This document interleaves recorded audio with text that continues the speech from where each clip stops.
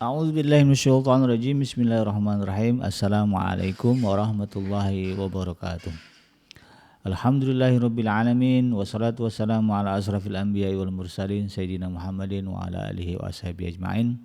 Ya alim Allahumma alimna ma yanfa'una wanfa'na bima 'allamtana wa zidna ilma wa arinal haqqa haqqan warzuqna ittiba'ah wa arinal batila batila warzuqna ijtinabah. Al-Ghafur Rabbana ighfir lana Rabbana innana amanna faghfir lana dzunubana wa qina adzabannar. Allahumma ighfir lil muslimin wal muslimat fi Filistin wa fi kulli makan. Allahumma ansur ikhwanana al muslimin wal mujahidin fi Filistin wa fi kulli makan. Ya Aziz ya Jabbar ya Rabbal alamin. Amma ba'd. Alhamdulillah, segala puji dan syukur adalah milik Allah Tuhan semesta alam yang telah menciptakan kita, dan karena rahmat dari Allah Subhanahu wa taala, hari ini kita kembali berjumpa di channel YouTube ya kesayangan kita bersama, yaitu channel iDream TV di dalam program Rumah Tangga Muslim, di mana insyaallah kita akan coba ya kembali menggali dan mencari tahu berbagai hal ya, sebagai upaya ya bagi kita untuk membangun ya, rumah tangga yang sakinah, mawadah dan warahmah dalam rumah tangga kita, sehingga kebahagiaan ya di dalam rumah tangga bisa kita wujudkan dari dunia sampai akhirat. Tidak lupa kita baca salawat dan salam Allahumma sholli ala sayyidina Muhammad wa ala ali sayyidina Muhammad. Assalamualaikum ayuhan nabi wa rahmatullahi wabarakatuh. Semoga Allah ya, terima ya salawat dan salam yang kita baca dan dilimpah curahkan kepada para nabi dan para rasul ya, wabil khusus Rasulullah Muhammad sallallahu alaihi wasallam. Dan semoga kita termasuk orang yang akan berbahagia nanti ketika berjumpa dengan Allah, dijauhkan dari siksa api neraka, dimasukkan ke dalam jannahnya dan dipertemukan dengan Rasulullah sallallahu alaihi wasallam. Dan semoga ya anak-anak keturunan kita, istri-istri kita, pasangan kita ya, berkumpul nanti di surganya Allah Subhanahu wa taala, di surga yang sama ya. Kalau ada suami ya, yang mungkin ibadahnya kalah dari istrinya, mudah-mudahan kesalahan istrinya membawa dia kepada tingkatan surga yang lebih baik gitu ya. Demikian juga suami ya, kalau ibadahnya lebih baik begitu daripada istrinya, yang mudah-mudahan istrinya nanti dibawa ya ke surga yang levelnya lebih tinggi gitu. Karena surga itu kan bertingkat-tingkat. Demikian juga anak-anak kita, kalau ada anak yang rajin ibadah, keibadahnya melebihi orang tuanya ya, kualitas kesalehannya, mudah-mudahan itu nanti jadi sebab ya orang tuanya naik ya level surganya di akhirat nanti. Nah, itu indahnya berkeluarga. Ada orang yang berpikir ngapain berkeluarga gitu kan, repot gitu ya. Harus siap ya dengan pertengkaran rumah tangga. Jadi yang kebayang begitu ya. yang kebayang dalam rumah tangga itu masalah ya. Sehingga memutuskan tidak mau berkeluarga ya. Jadi jomblowati sejati gitu ya sampai mati ya. Ya tentu dia tidak akan mendapatkan kebaikan ini gitu ya. Karena salah satu keberkahan di dalam berkeluarga adalah andai kata dalam anggota keluarga kita ada yang baik ibadahnya ya, di sisi Allah Subhanahu wa taala, sehingga kualitas surganya nanti bagus ya. Level surganya tinggi. Ya, di dalam satu hadis ya dikatakan ya demikian. Maka dia bisa minta kepada Allah Subhanahu wa taala agar dikumpulkan dengan keluarga-keluarganya yang juga ahli surga gitu kan. Ya, sehingga nanti ya, surganya naik kelas. Ya, kan kita maunya first class kan apa-apa ya. Ya, orang normal itu begitu ya, dikasih fasilitas ya maunya, kalau ada tawaran mau second class mau first class pasti mintanya first class. Ya, maka demikian juga kalau kita berbicara surganya Allah ya. Kalau dikasih opsi mau surga nomor berapa nih ya, tingkatannya nomor 1, 2, 3 sampai 7 gitu ya. Kalau orang normal harusnya maunya surga yang paling tinggi. Makanya Nabi itu kalau sahabat berdoa minta surga, ya Nabi mengajarkan mintalah surga yang paling tinggi, ya, Jannatul Firdaus. Nah, jangan minta ya Allah yang penting masuk surga, di emperan juga nggak apa-apa, ya jangan begitu. Ya, justru mintalah surga yang paling tinggi. Nah, mudah-mudahan ya dengan wujudnya keluarga Muslim ya yang baik ya di dalam keluarga kita, harapannya itu tadi, dengan kebaikan-kebaikan itu kemudian akan menambah kesempurnaan kebahagiaan kita ketika berada di sisi Allah Subhanahu wa taala. Inilah pentingnya kemudian bagi para suami ya, untuk mengajarkan istri-istri mereka ya, cara hidup yang islami. Disinilah pentingnya bagi para ayah, para ibu ya untuk mengajarkan anak-anak mereka cara hidup yang islami. Ya. Jadi kalau dibilang anak itu adalah investasi ya begitu, ya. Investasi akhirat itu. Ya. mungkin kita tidak bisa maksimal ya beribadah karena harus mencari nafkah supaya anak-anak kita mendapatkan pendidikan yang baik, begitu. Maka harapkanlah ya. Berharaplah kepada Allah anak-anak kita menjadi anak yang soleh, didik mereka dengan benar sehingga ya, kekurangan-kekurangan kita di dalam ibadah kepada Allah ya, disempurnakan oleh anak-anak kita sehingga mereka menjadi pribadi-pribadi yang mulia. Begitu nanti masuk ke dalam surganya Allah, kita ditarik ke surga yang levelnya lebih tinggi. Nah, itu. Ini harapan kita yang nggak akan didapat bagi orang yang tidak mau atau menghindari berkeluarga. Ya. Jadi yang masih menyendiri dan tidak berpikir tidak mau menikah, rubahlah ya pemikiran ini, carilah ya pasangan, carilah suami, carilah istri, bentuklah ya rumah tangga yang sakinah ya, rumah tangga yang baik.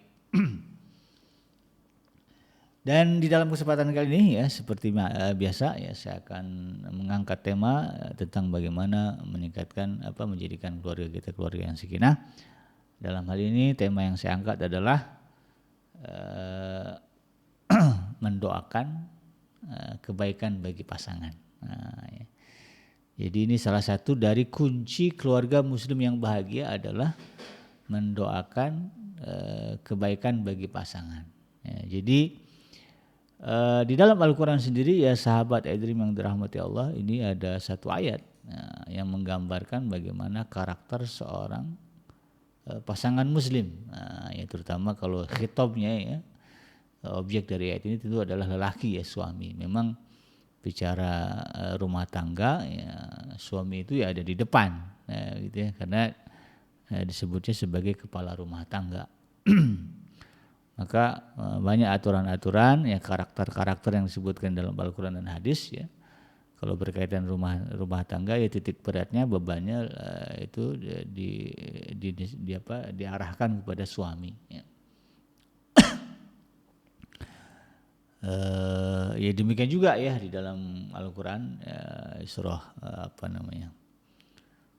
di dalam Al-Quran disebutkan di dalam surah saya lupa nama suratnya. Masya Allah. Di dalam ayat itu disebutkan ya ayyuhallazina amanu qu anfusakum wa ahlikum nara. Ya. Jadi Allah berpesan ya jagalah dirimu dan keluargamu ya. Wa ahlikum dan keluargamu dari api neraka. Jadi ya ayat ini ya kalau bicara tafsir ya ini menjadi tanggung jawab besarnya ada pada suami ya. Walaupun pada dasarnya prinsip kepemimpinan itu ya merata bahwa semua itu juga kata Rasulullah ya kullukum ra'in ya setiap kamu itu pemimpin ya. Istri juga pada hakikatnya pemimpin tapi dia menjadi pemimpin bagi anak-anaknya. Suami pemimpin tapi dia menjadi pemimpin bagi istri dan anak-anaknya, gitu kan. Anak-anak juga pemimpin, ya pemimpin bagi siapa? Ya bagi diri mereka sendiri ya. Dan juga bagi nanti kalau mereka sudah jadi suami ya. Jadi semuanya pada hakikatnya adalah pemimpin. Tetapi kalau berbicara keluarga Muslim maka beban ya terbesar dalam kepemimpinan rumah tangga adalah ada pada suami. Oleh karena itu kemudian penting ya bagi para wanita yang muslimah untuk betul-betul ya mempertimbangkan siapa yang akan menjadi suami mereka. Ya, karena pada hakikatnya yang menikahi itu adalah perempuan. Nah, kita laki-laki ini hanya sekedar menerima. Ya, makanya kan ijab kabulnya saya terima nikahnya. Nah, ya, berarti yang menikahi lelaki itu perempuan. Ya, keputusan menikahi itu ada pada perempuan. Ya, dalam Islam itu haram. Hukumnya laki-laki ya, mempusakai wanita dengan jalan paksa, itu ada ayatnya.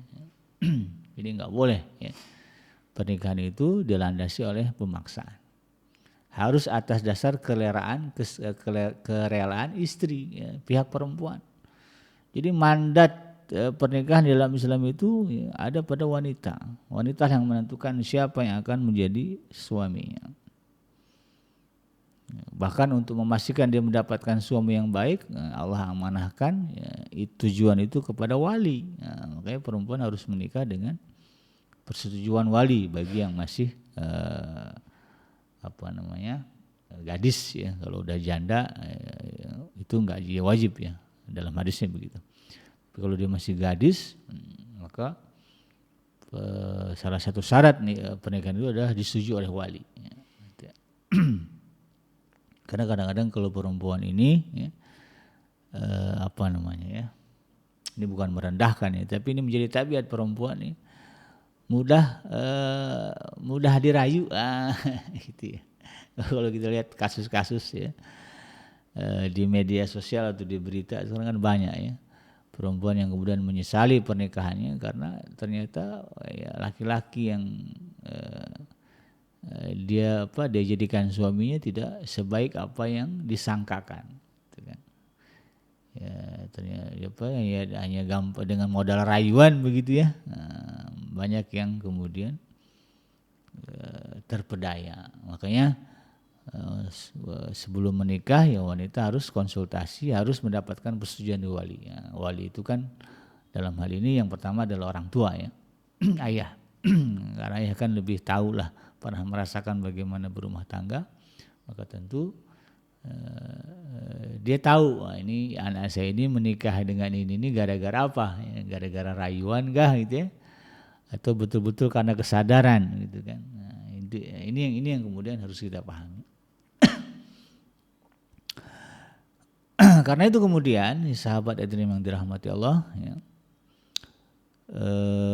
di dalam Al-Quran ya Allah Subhanahu wa Ta'ala menyebutkan ada ya, ada orang-orang yang berdoa. Nah, ya. Jadi ini menjadi karakter seorang pasangan muslim ya. Nah, jadi suami atau laki-laki yang betul-betul bertanggung jawab ya. Bertanggung jawab di dalam rumah tangganya ya, di mana doanya adalah ya, ini ada di dalam surah Al-Furqan ayat yang ke-74 ya. A'udzubillahi minasyaitonirrajim. Wallazina yaquluna rabbana hab lana min azwajina wa dzurriyyatina qurrata a'yuni waj'alna lil muttaqina imama. Dan orang-orang yang berkata, ya Tuhan kami, anugerahkanlah kepada kami istri-istri kami dan keturunan kami sebagai penyenang hati kami ya, dan jadikanlah kami imam bagi orang-orang yang bertakwa. Jadi ada suami-suami ya, yang mendoakan pasangannya, nah, itu ya. Mendoakan pasangannya, ya, isi doanya adalah berharap pasangannya dalam hal ini istrinya ya, menjadi istri yang menyenangkan hati. Nah, itu ya. Maka dengan demikian ya salah satu ya, kriteria suami yang saleh, suami yang baik ya, adalah suami yang mendoakan kebaikan bagi pasangannya. Ya, secara umum, secara khusus begitu ya. Tetapi secara umum tidak hanya suami, tetapi juga istri yang saleh, istri yang baik adalah istri yang mendoakan kebaikan bagi suaminya. Nah, maka dalam hal ini sahabat hadirin yang dirahmati Allah ya, Ya, salah satu kunci ya, kebaikan, kebahagiaan rumah tangga atau prinsip dari keluarga yang rumah tangga yang sakinah dan mawaddah dan warahmah, di dalamnya adalah ada orang-orang yang senantiasa mendoakan kebaikan bersama. Ya, jangan ditanya lah ya doa anak orang tua kepada anak ya, karena rata-rata semua ya kalau normal begitu orang tua pasti mendoakan kebaikan anak, gitu kan. Ya, anak juga sama ya kan, ya, ada doanya itu ya yang Allah perintahkan yang mendoakan orang tua ya. Tapi kadang-kadang yang sering luput ya di dalam kehidupan berumah tangga adalah doa suami kepada istri atau doa istri kepada suami. Apalagi kemudian ya sebagaimana yang kita sering jumpai dalam kehidupan kita, ada orang-orang yang kemudian merasa salah, ya, sudah salah memilih pasangan. Ya, apalagi nauzubillah kemudian pernikahan itu diawali dengan perzinahan. Ya, kadang sudah berzinah lalu menikah. Ternyata kemudian tidak seindah yang dibayangkan. Gitu ya. Nah, lalu muncullah ya rumah tangga yang penuh dengan konflik. Ya, rumah tangga yang penuh dengan pertengkaran dan pertikaian. Bahkan nauzubillah kalau tidak dihandle dengan baik ya pada akhirnya terjadi perceraian, bahkan lebih dari itu terjadinya pembunuhan. Ya, bisa dibayangkan ya bagaimana parahnya ya situasi rumah tangga sampai ada suami yang tega membunuh istrinya atau sebaliknya ada istri yang juga tega membunuh suami. Karena kalau kita lihat di berita sama aja ya, nggak cuma perempuan yang jadi korban KDRT, ya, laki-laki juga banyak ya jadi korban KDRT. Karena kalau kita bicara KDRT ya, yang terbayang di benak kita korbannya adalah perempuan. Nah, sebetulnya banyak juga kasus yang jadi korban adalah suami ya, laki-laki. Karena itu kemudian ya, tentu kita tidak ingin ini terjadi di dalam rumah tangga kita ya, dengan alasan apapun. Ya, kita tidak ingin bahtera rumah tangga kita harus berakhir dengan perceraian. Tidak ingin. Ya. Kita ingin hidup ya bersama dengan pasangan kita hingga masuk ke dalam surganya Allah. Itu kan doa-doanya begitu ya, dari awal-awal nikah ya. Sakinah mawaddah warahmah til jannah. Gitu ya. Sakinah mawaddah sampai ketemu di surganya Allah. Itu harapan kita. Nah, karena itu kemudian seandainya itu dalam prakteknya banyak ya, atau ada kasus di mana mungkin kan ada suami, ada istri ya, lalu kemudian merasa ya, sudah salah memilih pasangan gitu ya. Sehingga kemudian yang muncul adalah penyesalan. Nah, sementara mau cerai juga nggak bisa, itu ya. Karena sudah ada anak, gitu ya. Ada anak, ada ada tanggungan. Karena itu kemudian dalam hal ini, ya, move on lah ya, move on dari perasaan itu. Salah satu obatnya. Salah satu penawar ya dari kekecewaan itu adalah dengan berdoa kepada Allah Subhanahu wa Ta'ala. Ya. Apalagi kalau ini berbicara resiko ya, berbicara resiko maka ya kita harus terima resiko atas keputusan diri kita kan begitu ya.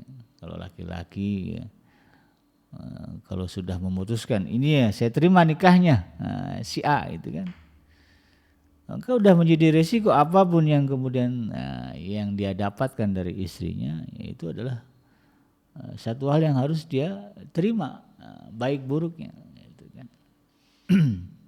Karena keputusan dia kan menerima kan. Dulu kan punya hak untuk menolak. Misalnya ketika akad nikah ya bisa aja nggak diucapkan itu, ya nggak jadi nikah. Gitu ya. Tapi karena sudah terucap saya terima nikahnya ya, si A binti si B gitu ya. Maka sebagai lelaki yang gentle ya, kesatria ya, mukmin sejati ya harus terima. Inilah pasangan saya yang dulu saya terima nikahnya. Demikian juga para istri ya, ketika dia sudah memutuskan ya menikahi si A bin si B gitu kan. Kan dia yang milih kan. Memutuskan karena Islam sudah menjelaskan tidak boleh dipaksa. Betul-betul karena kerelaan dia. Ya perempuan lah yang kemudian memilih, oh inilah cocok buat saya. Maka akhirnya kemudian ketika ijab kabul, ya, dimintalah ya wali atau juga mungkin qadi ya, hakim penghulu untuk kemudian meminta kerelaan menikahi si A si B gitu kan. Barulah ada ijab kabul gitu. Nah kadang itu sudah kita jadi ya sudah kita putuskan akan menikah dengan siapa dan menikah dengan seseorang, maka kalau ternyata kemudian pada prakteknya yang kita rasakan gitu kan tidak sesuai dengan yang kita bayangkan, maka solusinya adalah bukan kemudian meratapi atau menyesali. Karena kalau bicara menyesal, meratapi ya dalam hal ini tentu hanya akan memperparah keadaan. Hanya akan menyiksa batin. Jadi ketika suami mendapati istri tidak sesuai dengan harapannya, demikian juga ketika istri ya mendapati suami tidak sesuai dengan harapannya. Kalau kemudian ya hari-harinya diisi dengan penyesalan dan ratapan, yang ada bukan kedamaian, justru adalah perang dingin. Jadi adem, anyep rumah tangga itu karena istri sudah merasa menyesal, suami juga sudah merasa menyesal salah pilih. Itu. Maka yang muncul adalah ketidakharmonisan di dalam rumah tangga. Nah ini kita tidak mau terjadi. Selagi suami kita, istri kita tetap ya di dalam akidah yang sama, akidah yang sama ya. Dalam hal ini ya sama-sama mempertahankan iman ya kepada Allah Subhanahu wa taala. Maka apapun yang terjadi ya kesalahan-kesalahan yang dibuat oleh pasangan kita selagi itu masih dalam koridor ya dosa kecil gitu ya, bukan dosa besar. Kalau udah dosanya bicaranya besar ya, dosa syirik gitu ya, dosa berzina, ini kan ceritanya lainnya. Tapi kalau wilayah koridornya adalah dosa-dosa kecil ya, cuman gara-gara kurang romantis ya, itu kan hal biasa, hal kecil lah gitu bagi saya.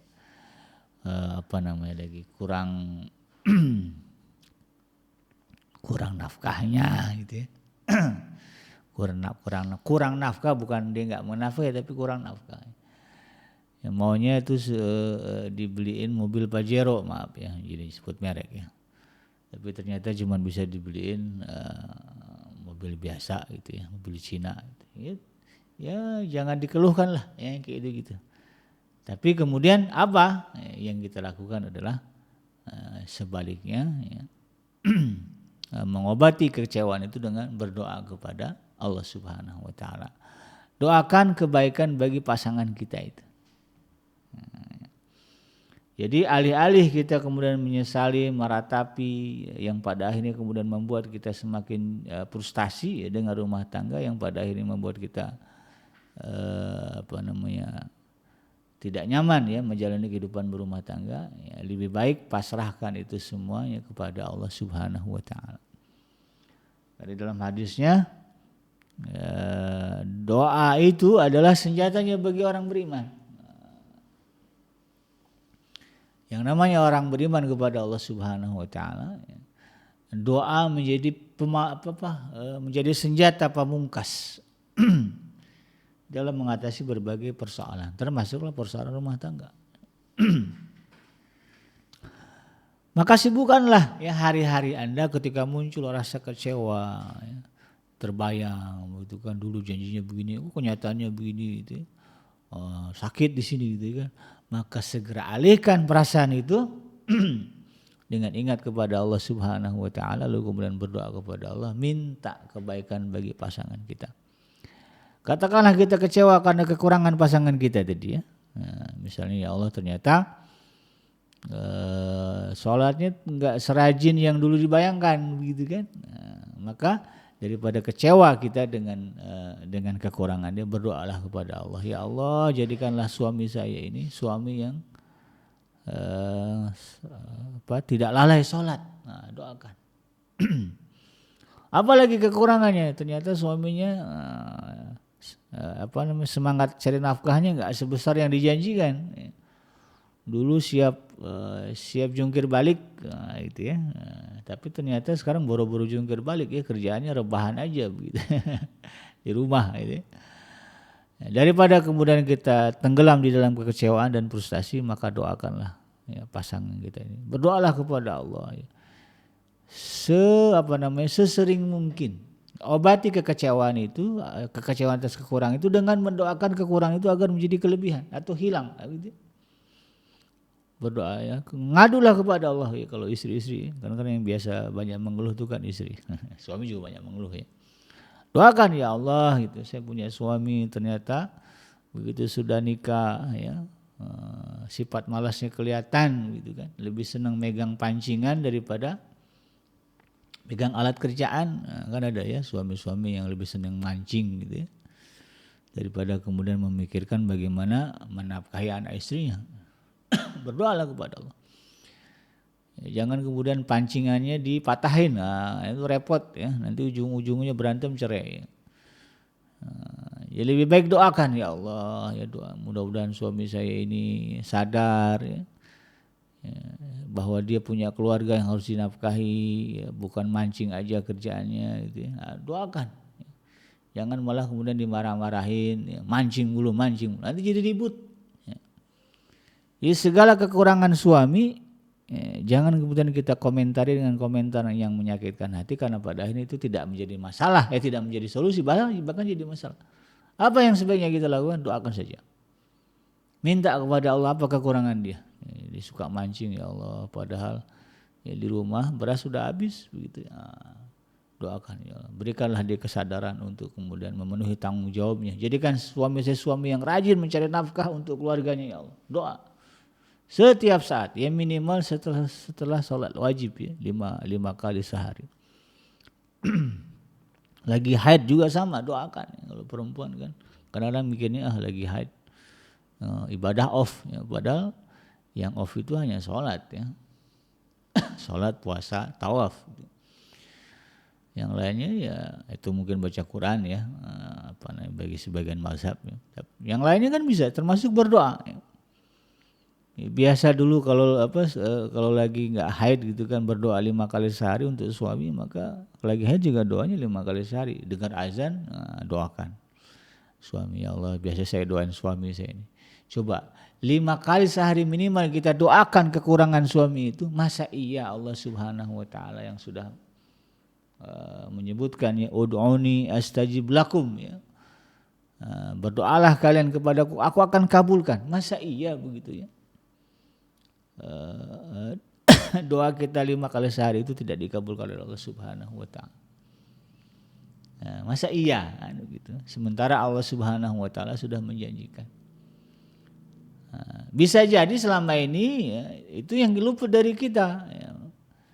Karena sibuk memikirkan kekurangan pasangan, terjebak ke dalam perasaan frustasi, kemudian lupa untuk mendoakan pasangan, maka masalah itu ya begitu-gitu aja.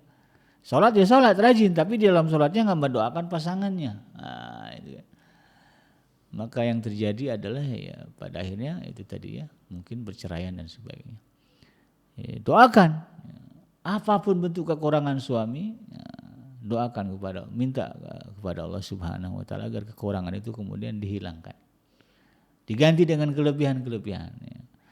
Jangan sibuk dengan mengomentari, bahkan kemudian apalagi menjadikan itu sebagai bahan tuntutan untuk bercerai. Ini juga salah ya. Saya punya teman cerita ya, dia bercerai dengan suaminya gara-gara suaminya hobi dengan burung. Di rumah tuh miara burung ya. Sehingga kemudian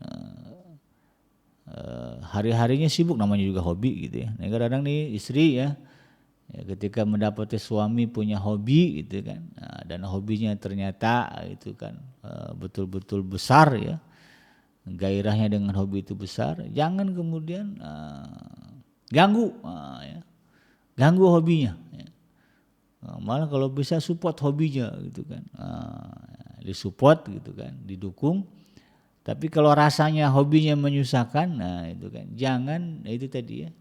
Ibarat yang saya katakan tadi, misalnya suami hobi mancing gara-gara sebel ya karena dia lebih mentingin mancing daripada keluarga, dipatahin pancingannya. Ini jadi ribut ya. Jadi ribut itu ya. Atau dengan tadi ya yang saya cerita tadi ya, suaminya hobi dengan burung ya, satu hari burungnya dilepasin sama dia. Suaminya pulang langsung gitu ya, berantem kemudian terjadi jatuh talak, perceraian. Gara-gara masalah hobi. Ya lebih baik apa yang kita lakukan? Doakan. Ya Allah, suami saya ini sibuk dengan burung-burung dia, padahal dia punya istri, dia punya anak yang harus dibelai, ya diberi kasih sayang, ya diperhatikan, ya melebihi burung-burung dia tuh gitu. Berikanlah kesadaran kepada suami saya, ya Allah, jadikanlah suami yang bertanggung jawab dan perhatian kepada kami keluarga. Itu setiap saat, 5 kali sehari minimal. Ya. Pasti nanti Allah akan turunkan pertolongannya. Yakin kan orang beriman itu, ya itu yang harus diyakini bahwa Allah Subhanahu wa Ta'ala ya, adalah zat ya, yang mampu mengatasi berbagai persoalan hidup kita. Bukankah di dalam sholat kita mengatakan iyyaka na'budu wa iyyaka nasta'in ya. Kita sembah Allah, kepadamu ya Allah aku menyembah dan hanya kepada Allah, kepada Engkau lah kami meminta pertolongan. Ya, prakteknya ada nggak kita buat itu? Kadang-kadang kita baca tapi nggak kita praktekkan. Ya buktinya itu tadi ya, ketika ada masalah dengan pasangan kita, yang kita ributkan justru masalahnya, bukan meminta pertolongan kepada Allah. Wajar kalau kemudian ujung-ujungnya jadi ribut, ya, jadi bertikai, jadi berantem. Ya, banyak itu kan pasangan-pasangan suami-suami yang tega kemudian membunuh istrinya gara-gara persoalan sepele itu tadi.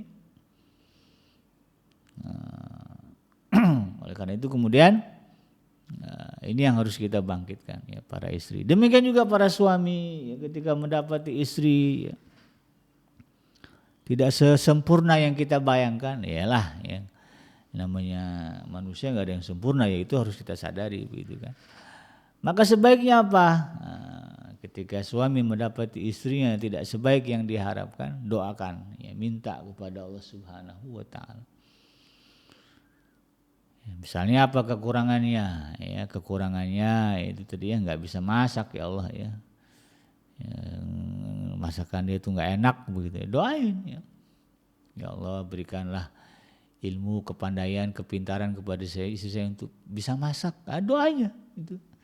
Daripada kemudian tenggelam di dalam kekecewaan, lalu ngomong ke sana kemari ya. Nah, ini kadang-kadang jadi masalah juga nih, curhatnya kepada orang bukan kepada Allah ya, bahkan nauzubillah ya curhatnya di medsos. Jadi isi rumah tangga dia orang tahu. Suaminya ngasih nafkah kecil gitu kan ya, yang dia yang jadi tempat curhatnya medsos. Se-Indonesia orang tahu suaminya dia pelit. Ini nggak boleh gitu ya. Ya, kalau menyindir jangan nyindir di medsos. To the point aja, ngomong sama suami, bang, ya, mana cukup nafkah 50.000 sebulan, nah, gitu ya. Atau 50.000 sehari, sekarang barang-barang naik, ya. Naikinlah jadi 100 kan begitu sehari gitu kan.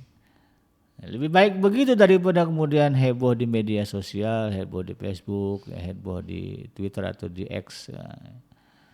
Apalagi heboh di WA ya, di grup, wah laki gue itu kan kadang bahasanya begitu ya. Itu hanya akan memperkeruh masalah, mempersulit keadaan. Kalau nggak berani ngomong, suami temperamen ya, ya main tangan. Kalau udah main tangan ini bahaya ini ya. Lebih baik ngadu aja ke wali ya, kalau udah main tangan. Nah, ya doakan saja, ya Allah suami saya ini pelit, atau suami saya ini, saya tahu duitnya banyak ya Tuhan, tapi ngasih nafkah ke saya dikit gitu kan. Padahal kebutuhan sehari-hari banyak, ya saya juga pengen dandan kayak orang-orang gitu kan, pengen ke salon gitu ya, biar tampil cantik di depan suami. Ya Allah, ya sadarkanlah dia, ya jadikanlah dia semua suami yang dermawan kepada si istrinya. Ya. Berdoalah begitu. Ya. Itu lebih baik daripada kemudian kita curhat di medsos. Kalau mau curhat, nah ini saya ingatkan kepada para pasangan, kepada suami dan istri, kalau ada yang ingin dicurhatkan ya terkait dengan masalah-masalah di rumah tangga, ya masalah dengan suami, masalah dengan istri, jadikanlah Allah Subhanahu wa taala sebagai tempat curhat kita. Kapan waktunya? Kapan aja. Ya, yang paling afdal, yang paling baik di sepertiga malam terakhir. Ya, suami, ya, istri kecewa dengan suami, ya, bangun malam-malam, ya, sepertiga malam terakhir ambil wudhu, sholatlah tahajud di samping suami yang lagi tidur. Nah, lalu berdoalah, agak keras dikit suaranya, mudah-mudahan dia dengar. Gitu. Ya Allah, suami saya ini pelit, ya. Ya Allah, suami saya ini malas. Ya Allah, suami saya ini suka ngelirik perempuan lain. Aduin tuh sama Allah. Di sepertiga malam terakhir. Coba bayangkan. Setiap hari kita mendoakan itu, sebulan kan udah 30 kali. 30 kali kita berdoa kepada Allah di samping dia. Masa ya Allah gak akan kabulkan? Nah, itu satu hal yang tidak mungkin. Pasti akan Allah kabulkan. Ada satu buku ya. Judulnya Ajaibud Doa, ya. Keajaiban doa. Itu dalam buku itu pernah dikisahkan, ada, ini kisah nyata ya, di zaman sekarang. Ada seorang istri yang mendapati ternyata suaminya bejat, ya bejat dalam artian itu tadi suka bermaksiat. Ya itu tadi kadong nikah ternyata suaminya begitu.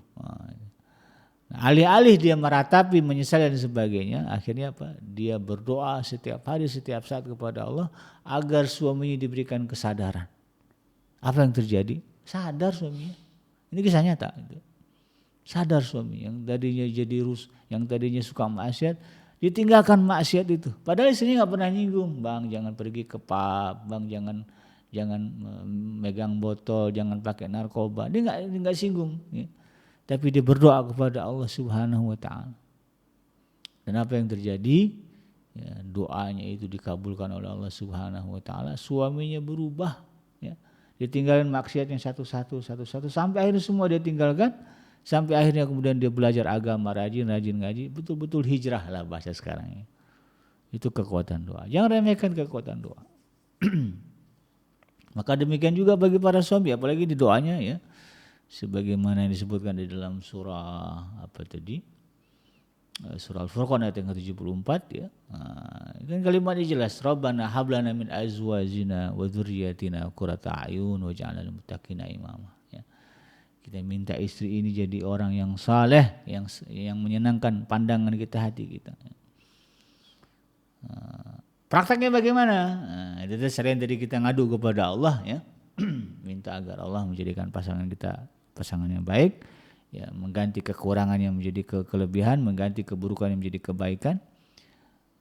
Selain itu tadi, biasakan juga gitu kan, kalau istri suami kita lagi tidur terlelap gitu kan, ya, dekatkanlah ya, peganglah tuh ya dahinya dia itu kan, lalu doakan. Kalau perlu dibisikkan didekatkan ke ubun-ubunnya. Kalau doakan itu Nabi ya. Pegang ubun-ubunnya. Atau kalau lagi sadar, ya mulai sadar maksudnya. Kalau lagi nggak tidur, ya,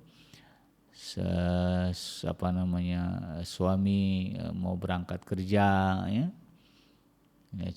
saling cium tangan, ya, istri cium tangan suami dulu ya. Lalu kemudian suami juga cium tangan istri.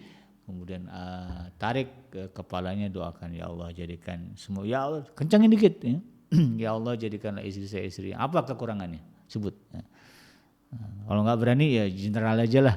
Ya Allah jadikanlah istri saya istri yang solehah. Wah, gitu ya. Istri dengar tuh. Nah itu secara tidak langsung itu menjadi afirmasi di dalam batin dia bahwa dia harus jadi wanita yang solehah. Kan doa. Bukan mengkritik, ya. Lain kali kamu itu kenapa suka ngomongin orang, nggak boleh misalnya. Daripada begitu mendingan tarik dahinya dari kepalanya, doakan ya Allah jadikanlah istri saya ini istri yang tidak suka menggunjing, gitu ya. Istri nggak akan tersinggung tuh. Karena yang diminta, yang diucapkan doa itu kan. Nah, lalu kemudian suami juga mencium tangan istri. Nah, istri langsung doakan, angkat tangan. Pegang tangan suami, doakan, ya Allah aku mohon kepadamu apa misalnya ya. Suami saya hari ini mau cari nafkah ya Allah gitu kan. Jadikanlah suami yang berikanlah kepada dia nafkah berikanlah kepada suami saya ini penghasilan yang cukup ya untuk kami gitu kan. Doakan. Kalau dia mau pergi mancing, kita nggak suka mancing, nggak apa-apa, biarin aja. Ya, kemudian doakan ya, mau pamit bisa istri. Dinda, Kakanda mau pergi mancing, boleh kita sebel ya mau dia mancing, biarin aja. Ya Kakanda, ya, dia cium tangan dulu Kakanda, cium tangan. Ya. Ketika cium tangan itu kemudian doakan, ya Allah mudah-mudahan suami saya ini dapat hasil pancingan yang banyak sehingga bisa dimasak kan begitu. Karena kita sebel ya, tiap pancing nggak bawa apa-apa gitu ya. Doain agak kenceng biar suami sadar. Jadi minimal kalau dia mancing nggak dapat, dia mampir ke pasar beli ikan. Gitu ya. Biar kita senang aja gitu kan. Ya Allah mudah-mudahan suami saya mancingnya banyak. Ya, kalau nggak dapat juga, ya Allah mudah-mudahan suami saya nggak berhenti mancing. Begitu aja doanya. Kan dia nggak akan tersinggung gitu, karena kita berdoa ya, bukan menyindir dia, bukan juga menegur dia.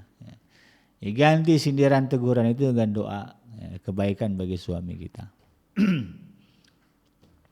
Nah, inilah yang harus kita perhatikan dan mudah-mudahan ini menjadi modal dan bekal ya bagi kita suami dan istri di dalam mengarungi bahtera rumah tangga, menjadi rumah tangga yang sakinah, mawaddah dan warahmah. Intinya jangan pelit untuk mendoakan pasangan kita. Ya, semakin banyak kita mendoakan pasangan kita, kebaikan bagi pasangan kita, insya Allah ya Allah Subhanahu Wa Taala akan mengabulkannya, dan itu menjadi wasilah ya, jalan bagi kita memperbaiki situasi dan keadaan yang mungkin ya kita rasakan tidak sesuai dengan harapan kita.